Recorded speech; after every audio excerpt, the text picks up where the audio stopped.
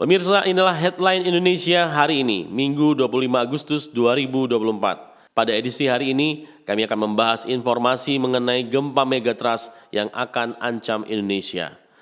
Badan Meteorologi, Klimatologi, dan Geofisika atau BMKG baru-baru ini telah mengeluarkan sebuah peringatan bahwa Indonesia kemungkinan akan mengalami gempa megatrust dan hanya tinggal menunggu waktu saja. Megatrust adalah daerah pertemuan antar lempeng tektonik bumi yang berpotensi memicu gempa kuat dan tsunami dahsyat. Zona ini diperkirakan bisa pecah secara berulang dengan jeda hingga ratusan tahun. Mengutip CNN Indonesia, tanggal 20 Agustus 2024 menyatakan bahwa di Indonesia tercatat setidaknya ada 16 zona megatrust yang ada mulai dari ujung barat hingga ujung timur. Potensi guncangan terbesar ada di megatrust Aceh Andaman dengan kekuatan maksimal magnitudo 9,2. Daryono, Kepala Pusat Gempa Bumi dan Tsunami Badan Meteorologi, Klimatologi, dan Geofisika BMKG, sempat mewanti-wanti potensi gempa megatrust di segmen yang sudah lama tak terjadi gempa atau seismic gap, yakni megatrust Selat Sunda dengan potensi kekuatan M8,7 dan megatrust Mentawai Siberut dengan potensi M8,9 yang terakhir kali gempa lebih dari 2 abad yang lalu. Sebagai acuan, Detik.com pernah memuat mengenai 6 gempa bumi terbesar yang pernah terjadi. Yang pertama di Red Island, Amerika Serikat. Gempa bumi di Red Island pada 4 Februari 1965 dengan kekuatan M8,2 menyebabkan tsunami setinggi lebih dari 10 meter di Pulau Semia yang berjarak 304 km dari pusat gempa. Yang kedua, Valdivia, Chili. Gempa bumi terbesar yang pernah dicatat pada tahun 1960 di dekat kota Valdivia, Chili. Kekuatannya hingga 9,5 skala Richter. Gempa tersebut merupakan salah satu gempa bumi paling mematikan dalam sejarah karena merenggut korban hingga 5.700 jiwa. Gempa ini terjadi selama 10 menit dan menyebabkan penurunan permukaan tanah dalam jumlah besar di sepanjang jalan pantai Chili. Selain itu, terjadi banyak tanah longsor di daerah pedesaan yang mengakibatkan akses jalan terganggu. Gempa bumi yang terjadi di antara Assam dan Tibet dengan pusat gempa yang terletak di perbukitan Mishmi di timur laut India. Gempa dahsyat ini disebabkan oleh benturan dua lempeng benua yaitu lempeng Hindia dan lempeng Eurasia. Berlokasi di Tibet, gempa berkekuatan M8,6 menyebabkan tanah longsor dan tanah retak. Tak cuma itu, seluruh desa tenggelam dan hanyut ke sungai. Yang keempat, Tohoku, Jepang, 2011. Gempa bumi dan tsunami Tohoku terjadi pada 11 Maret 2011. Diketahui kejadian ini merupakan gempa terbesar yang tercatat di Jepang hingga saat ini. Pusat gempa terletak sekitar 72 km di lepas pantai Laut Honshu. Gempa ini berkekuatan M9,1.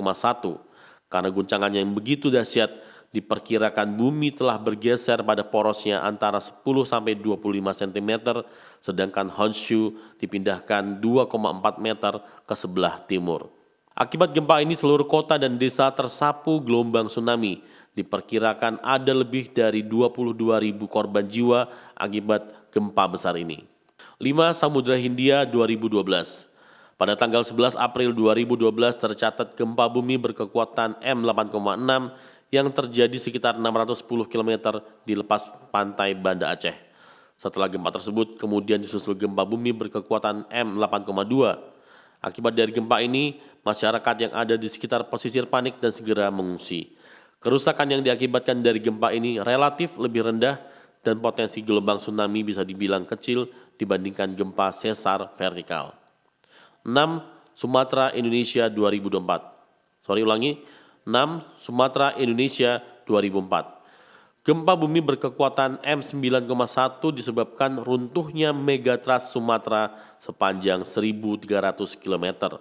Retakan besar itu menyebabkan terangkatnya dasar laut lebih dari 20 meter dan membuat gelombang tsunami dahsyat yang tingginya mencapai lebih dari 30 meter. Bencana ini mengakibatkan terjadi ratusan ribu korban jiwa di beberapa negara Asia, terutama di Provinsi Aceh, Indonesia.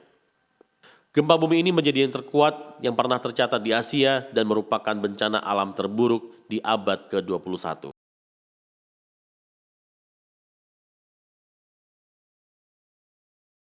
CNBC Indonesia mengutip pernyataan Kepala Badan Meteorologi, Klimatologi, dan Geofisika atau BMKG, Dwi Korita Karnawati, yang menyatakan pengungkapan potensi ancaman megatrust yang mengintai RI bukan sebagai peringatan dini, apalagi prediksi. Sebab ujarnya, BMKG tidak bisa memprediksi kapan megatrust terjadi.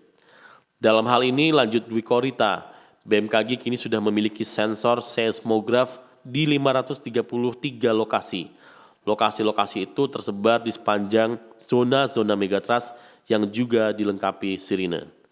Dalam pelaksanaannya, pemanfaatan informasi dari sensor tersebut diteruskan BMKG untuk kemudian pemerintah daerah segera melakukan mitigasi. Diharapkan bisa langsung diketahui kekuatannya dan yang paling penting berpotensi tsunami atau tidak.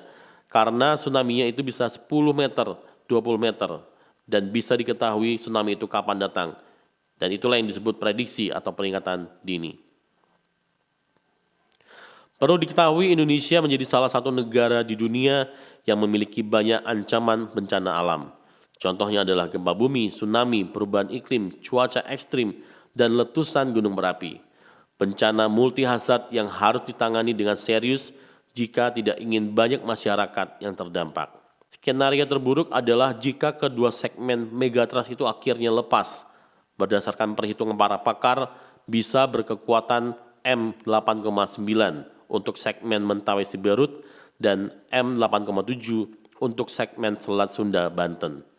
Skenario terburuk itu penting untuk kita belajar untuk menjadi lebih tangguh, sehingga pada akhirnya apakah kita siap untuk menghadapi skenario terburuk itu. Sebelum terjadi, lebih baik dipersiapkan dan dilatih dari berbagai sisi. Pemirsa, itulah Headline Indonesia hari ini.